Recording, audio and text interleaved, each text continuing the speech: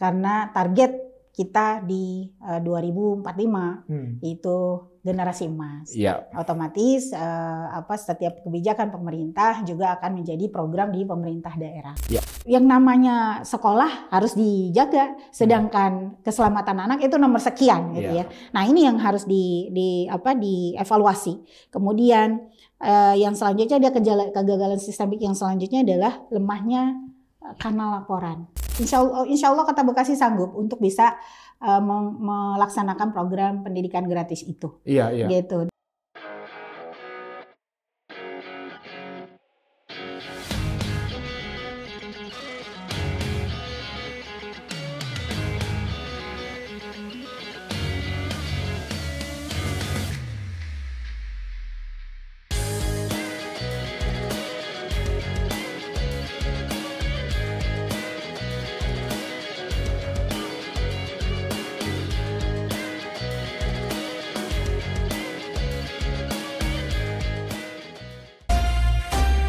Sekaranglah waktunya. Selamat siang, sahabat Media Nawacita TV. Kembali ketemu dengan saya, Oto Jebua, di acara Sekaranglah Waktunya.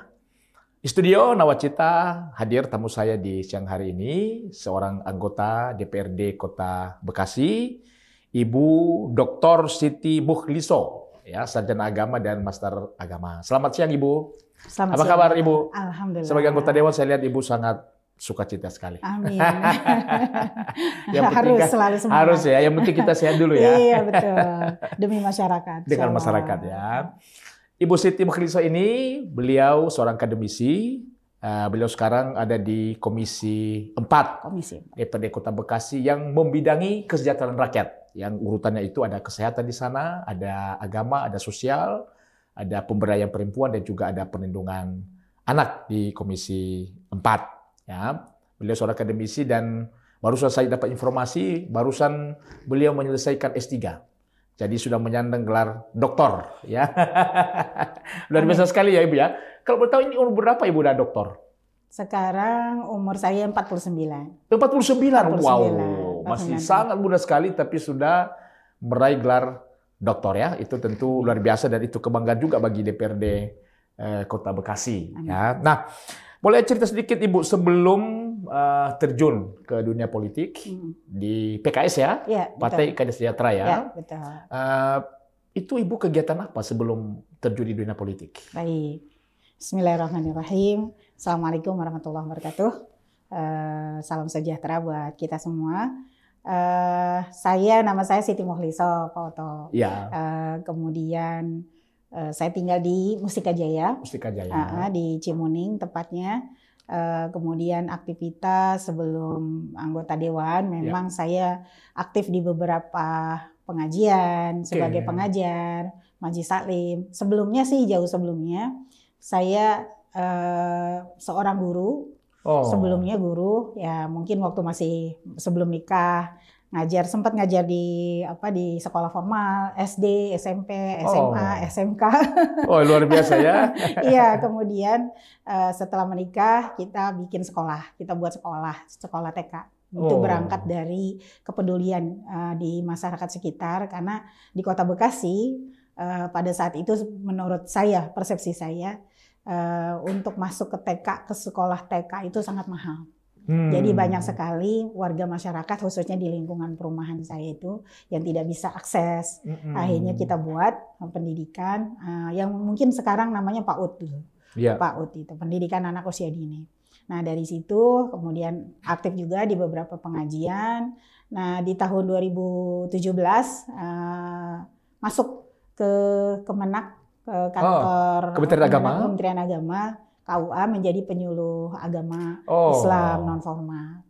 Kemudian juga ngajar di tahun 2022 saya ingin termotivasi untuk menjaga keilmuan, pengembangan keilmuan. Jadi akhirnya coba ikut aktif di mengajar di Sekolah Tinggi Ilmu Usuluddin Darul Hikmah. Oke. Demikian. Berarti seorang dosen ya? Dosen. Luar biasa sekali. Insya Allah, mudah-mudahan bermanfaat. Justru dengan kita mengajar sebenarnya kita belajar. Gitu. Betul. Jadi mengajar itu bukan hanya sekedar menyampaikan, tapi justru kita malah jadi tambah belajar, mengembangkan, menjaga keilmuan kita, bahkan bisa jadi mengembangkan. Nah, tentang keluarga, apa kegiatan suami dan anak-anak udah berapa sekarang? Kalau suami beliau juga basic di latar belakang pendidikan. Oke. Ngajar di SDIT. Kemudian kalau anak saya satu, Pak. Satu. Udah umur berapa sekarang? Umur 20 tahun. Udah kuliah dong. Udah betul. Kuliah, ya? Kuliah karena dia punya keinginan kuat dari basic, dia hafal Quran. Oke. Dan kemudian sekarang ada di Al Azhar Kairo. Oh, minta doa dari luar biasa sekali ya. Amin. Kalau 20 tahun itu umur anak saya yang kedua. Itu juga dia kuliah di Undip. Oh, Masya Allah. Di Semarang. Barokallah. Ya. Anak saya pertama dia kuliah di Udayana, Bali. Udah mau selesai, udah mau skripsi. Nah, baik Ibu, saya panggil Ibu Siti aja ya. Siap. Jadi Ibu Siti salah satu tadi di Komisi 4 itu tentang kesejahteraan masyarakat, tapi salah satu adalah perlindungan anak. Mungkin saya akan fokus diskusi ke Ibu tentang perlindungan anak ya. Di Kota Bekasi itu tahun kemarin sudah mendapat satu predikat Kota Layak Anak, KLA, dengan kategori Nindya. Artinya pemerintah sudah menilai bahwa Kota Bekasi itu layaklah untuk layak anak lah. Tetapi Ibu salah satu yang mendorong supaya tahun 2025 ini itu ditingkatkan menjadi KLA, kategori layak anak, kategori utama. Ya. Nah, menurut Ibu ini sudah sampai pada bulan September. Dukungan Ibu terhadap kategori utama itu di Kota Bekasi, apakah itu sudah ada sudah memenuhi syarat itu atau bagaimana? Baik. Jadi sebenarnya program Kota Layak Anak ini adalah program pemerintah pusat ya. Kemudian untuk memang karena target kita di 2045 itu generasi emas. Otomatis setiap kebijakan pemerintah juga akan menjadi program di pemerintah daerah.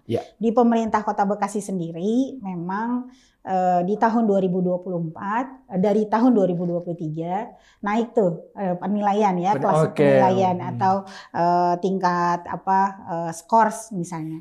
Nah, tahun 2023 dari Madya. Madya. Kemudian tahun 2024 Nindya. Dalam waktu setahun ini. Nah, ini luar biasa memang capaian yang diraih oleh Kota Bekasi. Tapi kemudian kita juga karena memang terkait dengan Kota Layak Anak ini, kita memotivasi. Memotivasi khususnya di kami di Dewan, DPRD memotivasi DP3A, kemudian juga Dinsos, pemerintah kota secara umum untuk bisa juga lebih baik lagi dan memang menjadi target dari Kota Bekasi sendiri supaya bisa sampai ke utama. Dengan skor 742 dari Nindya itu kita mudah-mudahan bisa sampai ke angka 8. Ya, Pak Oto. Tapi memang menjadi tantangan besar, kontradiksi nih sebenarnya. Kontradiksi di Kota Bekasi, kita udah banyak dengar kasus gitu ya, kasus anak dan segala macam, malah naik ternyata. Naik 42% nih kasus kekerasan. Kasus kekerasan. Iya, kekerasan anak. Jadi ada kontradiksi nih yang menjadi PR juga akhirnya, perhatian yang harus selalu kita kuatkan. Nah, kemudian dengan kenaikan kasus dari 220 kasus di 2024 menjadi 313. Itu naik. Per Juli kemarin. Naik. Jadi ada kenaikan. Ini menjadi keprihatinan kita. Ada apa nih? Sedangkan kita sedang mendorong nih ya, ke utama gitu kan. Nah, maka kemudian selain juga terkait dengan 313 kasus itu didominasi oleh kekerasan seksual. 57%. Betul. Ini kan juga miris banget. Miris sekali dan menjadi perhatian kita, belum yang isu terbaru. Angka HIV/AIDS penderita di Kota Bekasi yang juga kedua tertinggi di Jawa Barat. Nah, maka apa yang mesti kita lakukan atau peran apa yang harus kita berikan. Gitu. Pertama pastinya ini persoalan ada tantangan besar. Betul. Betul, tantangan besar. Kritik masyarakat khususnya kepada KPAD gitu ya. KPAD yang hanya sebatas pencatat administrasi, bukan malah tidak memaksimalkan fungsi pencegahannya. Ini juga menjadi catatan bagi kami. Maka kemudian yang perlu kita lakukan adalah merubah paradigma reaktif. Karena memang ketika kami mengevaluasi kerja DP3 atau mungkin KPAD atau bahkan mungkin komunitas-komunitas yang terkait dengan persoalan ini memang cenderung reaktif dalam menyikapi persoalan. Nah, akhirnya ini juga harus dirubah bahwa paradigma untuk mengatasi persoalan ini bukan sekedar reaksi, bahkan hanya sebatas mencatat kasus. Juga tidak hanya sekedar mengejar status tadi, raihan kriteria Nindya utama, tapi yang lebih substansif dari itu adalah pada pencegahan itu sendiri. Kalau predikat Nindya tidak membawa pengaruh gitu kepada substansi dari perlindungan anak dan segala macam, ini yang harus selalu dievaluasi. Yang pertama adalah tentu saja kita ingin baik pemangku kebijakan, pewenang dan masyarakat juga agar merubah paradigmanya menjadi paradigma yang preventif, paradigma untuk kita melakukan pencegahan. Kemudian juga kita pasti akan mendorong tentunya apa yang bisa dilakukan. Kita menginisiasi untuk mendorong dinas terkait, pemerintah kota membuat satgas gitu, membuat satgas perlindungan anak. Dan kemarin sempat saya turun ke sekolah, saya coba cek gitu ya, merecek dan recheck gitu ya, mengevaluasi. Memang sudah ada Satgas Perlindungan Anak di sekolah-sekolah. Sampai ke sekolah. Di tingkat SMP, di tingkat SD sudah ada. Cuma mungkin pada pelaksanaan programnya yang belum efektif, belum efisien, dan belum efektif dan belum substantif pada program pencegahan. Mereka sosialisasi di anak-anak, melibatkan siswa di sekolah, melibatkan siswa-siswa untuk menyampaikan terkait dengan masalah perundungan, pencegahan bersama. Itu bagus memang. Tapi memang sepertinya dengan kasus yang ada yang meningkat, ini masih perlu dievaluasi lagi. Kemudian juga pastinya kita masalah anggaran. Kalau kami, saya sudah mau tanya itu tadi.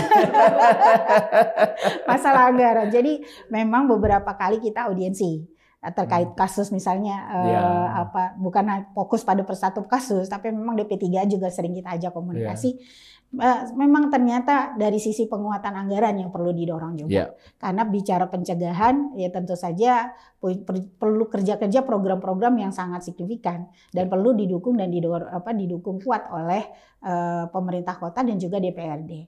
Maka ini menjadi peran kita ya untuk mendorong agar program penguatan pencegahan ini pun bisa berjalan dengan efektif.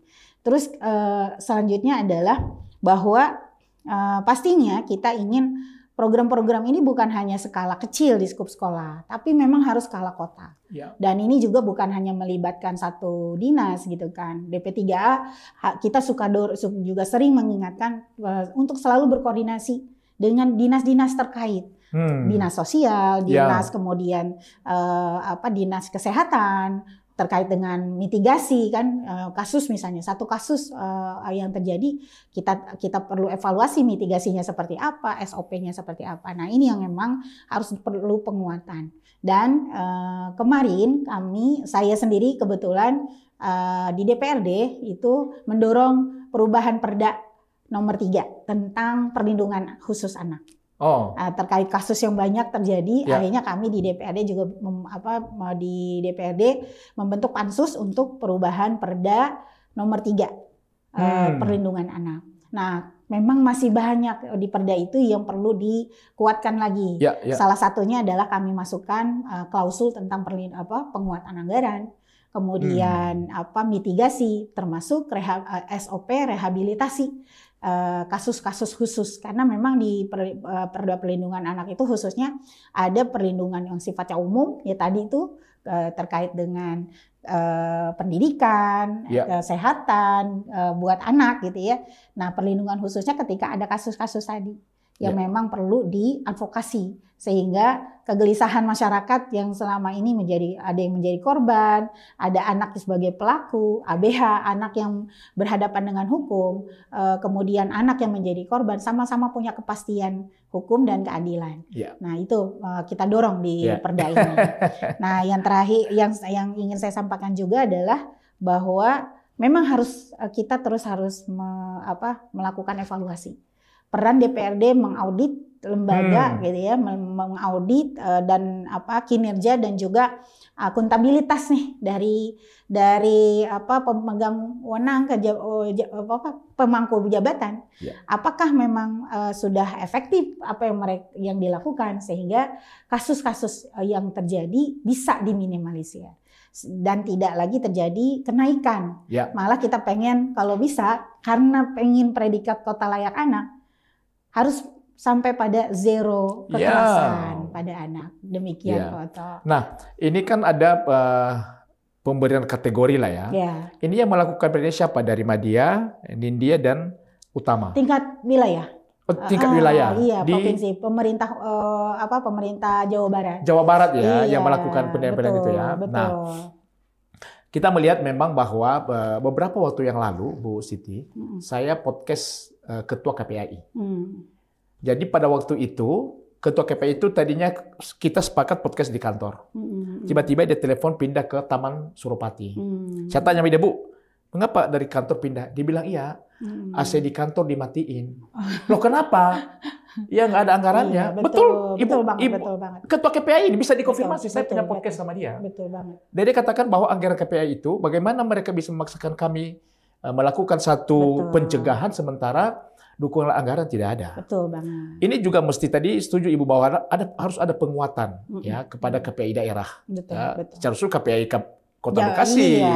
Dia mau buat pencegahan tapi kan nggak ada anggarannya. Nggak ada anggarannya, jangankan banyak persoalan juga memang di KPAI. Iya. Nah, apakah anggota DPRD memberikan solusi bagaimana penguatan anggaran kepada KPAI daerah? Ya. Tentu saja kami akan terus berkoordinasi.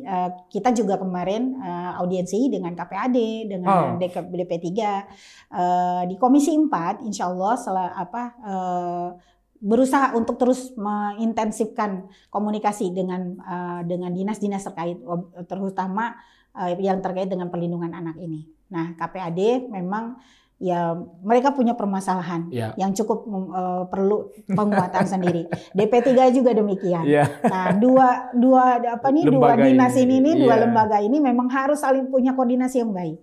Kalau tidak ada koordinasi yang baik, ya pastinya perjalanan atau penanganan misalnya khususnya masalah kasus anak aja pastinya tidak akan maksimal.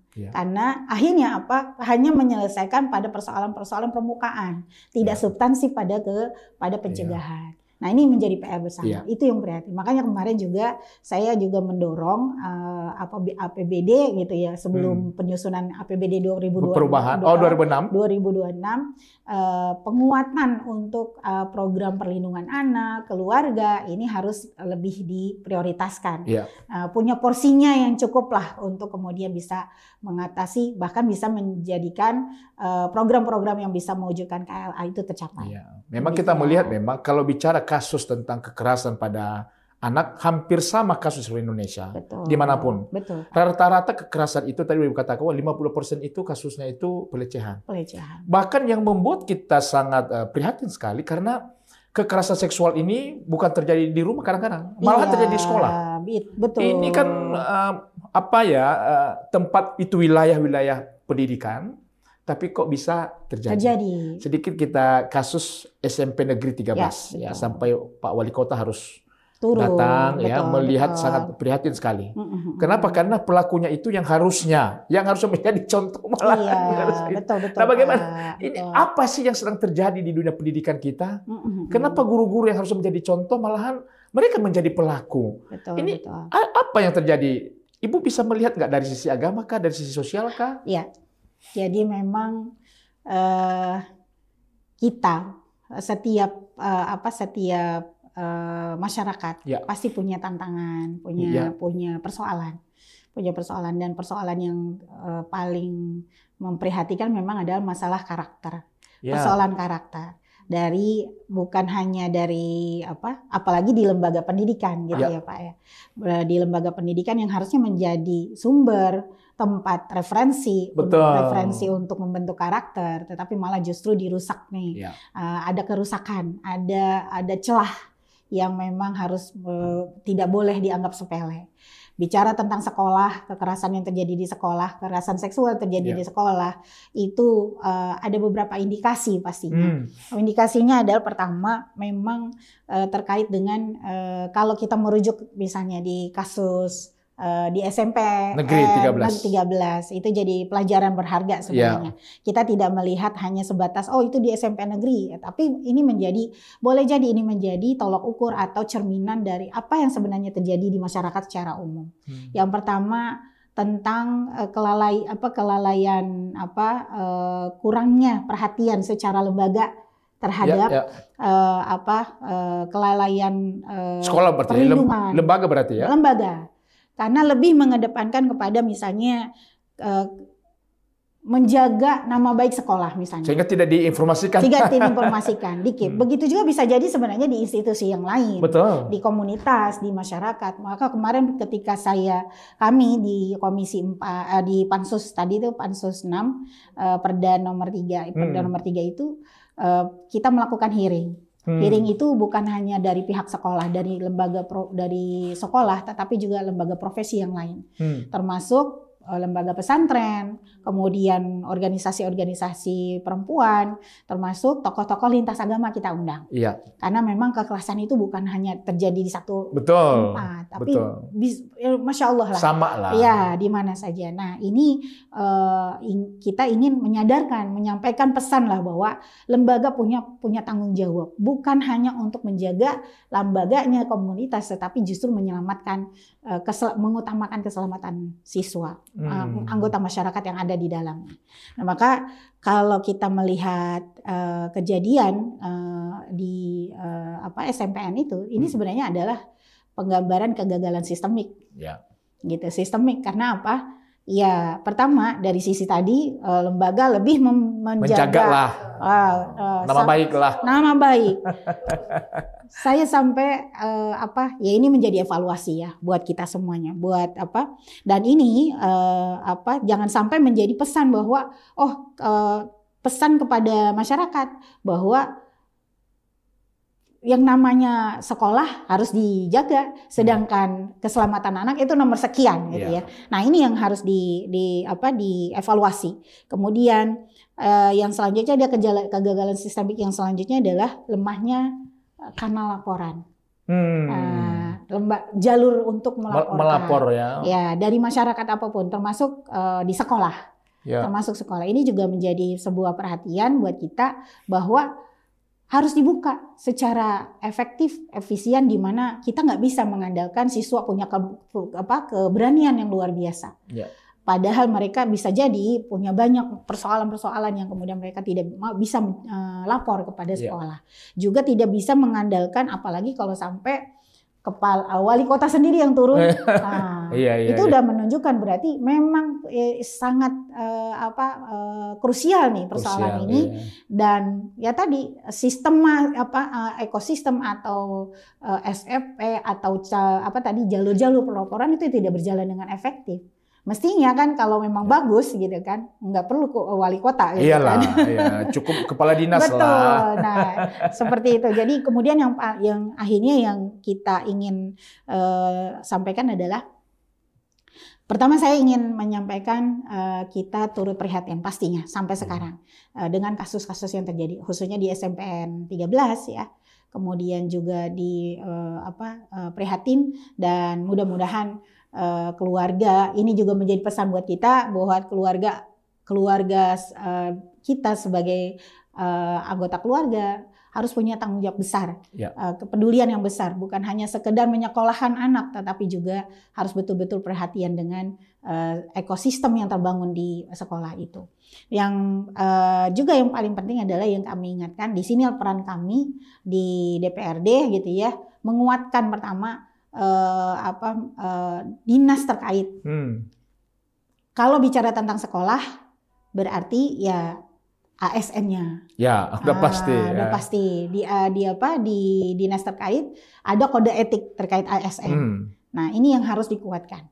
Bagaimana berjalan dan juga perlu dievaluasi secara menyeluruh. Terutama kita juga akan mendorong nanti tentu saja pengetatan yang lebih baik lagi, karena udah pertama ASN sebagai guru dua fungsi yang sangat luar biasa gitu kan, yang harus menjadi contoh dan teladan kepada masyarakat.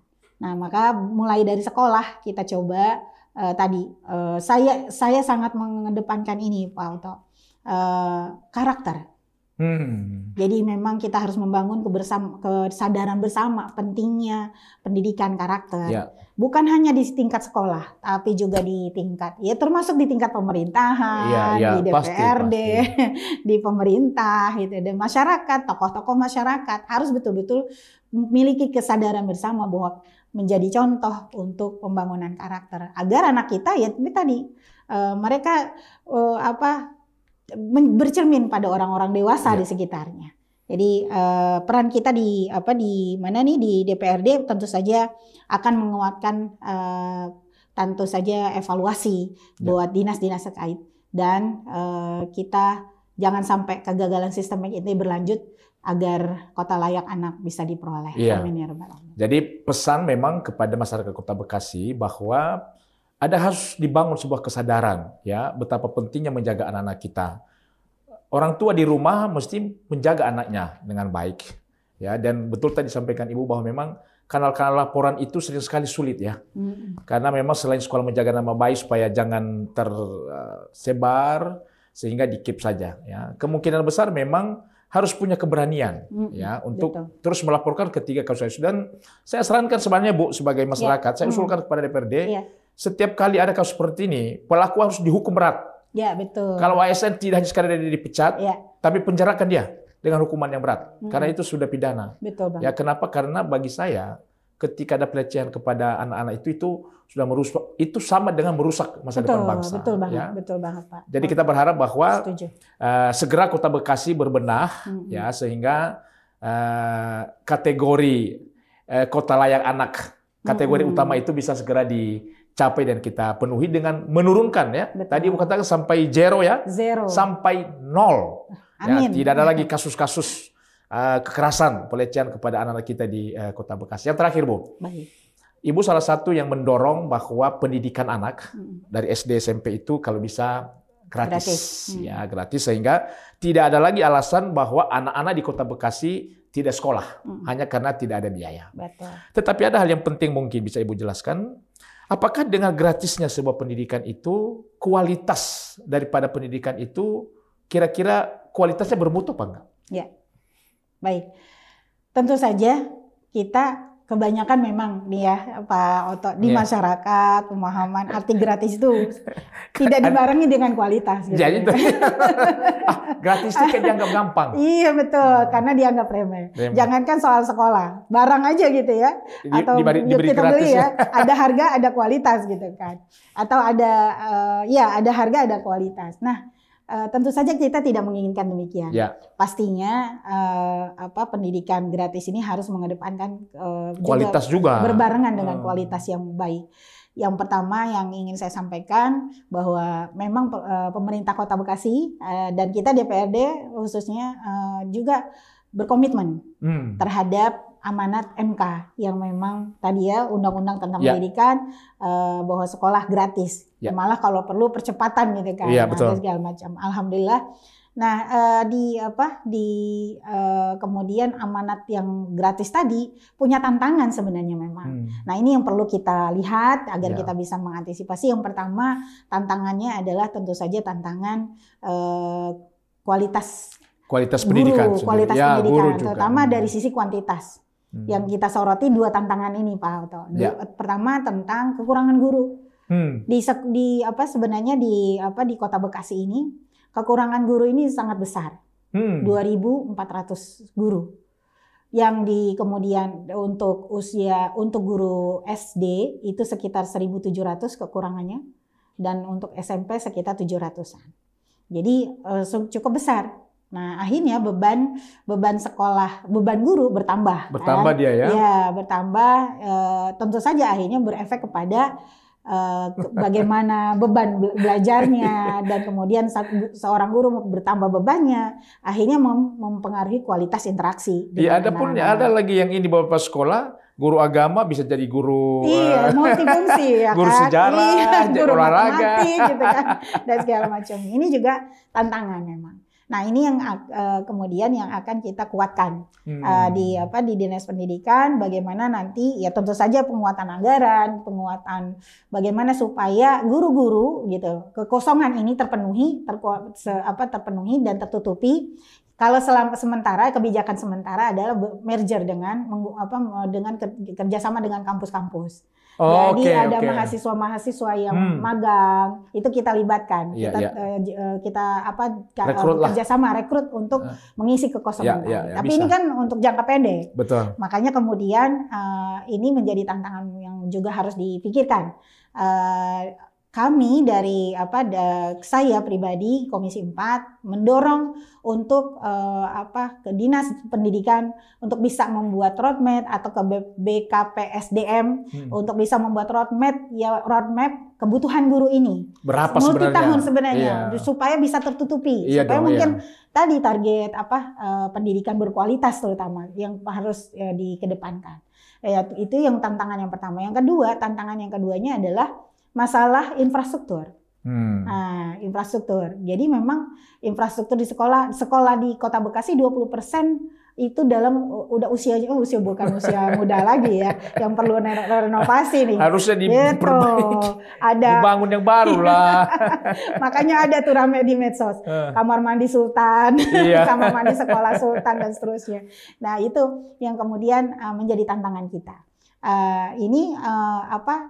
Lagi-lagi penguatan anggaran, dan ketika misalnya dari tadi soal guru dengan pelatihan yang banyak terkait berkelanjutan agar bisa menguasai atau bisa memahami dan lebih meningkatkan kualitas mutu pembelajaran, juga dibarengi dengan infrastruktur yang cukup. Karena siswa butuh ruang belajar yang nyaman untuk mereka bisa berprestasi, nyaman dan terpenuhi seluruh kebutuhannya sehingga mereka bisa berprestasi.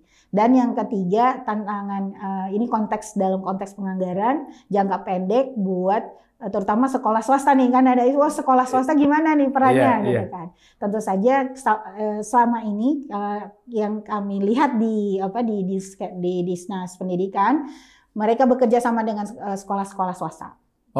Sekolah swasta. Jadi yang tidak terpenuhi atau tidak masuk ke sekolah negeri, mereka akan ke swasta. Nah, ini yang kemudian fungsi kemudiannya adalah membantu siswa-siswa yang ada di swasta tadi dengan pembiayaan yang dari pemerintah. Makanya ada sebut BOSDA. BOSDA itu harus dimaksimalkan dan dievaluasi secara menyeluruh memang, sehingga terpenuhi dan target-targetnya dari BOSDA itu terpenuhi buat memang siswa yang membutuhkan.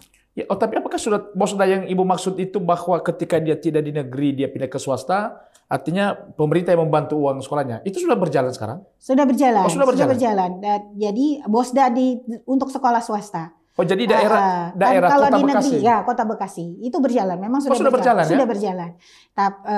Nah, ini tapi memang lagi-lagi perlu tadi dievaluasi sejauh mana efektivitas, karena itu jangka pendek. Jangka panjangnya tetap harus memperkuat sekolah-sekolah negeri agar bisa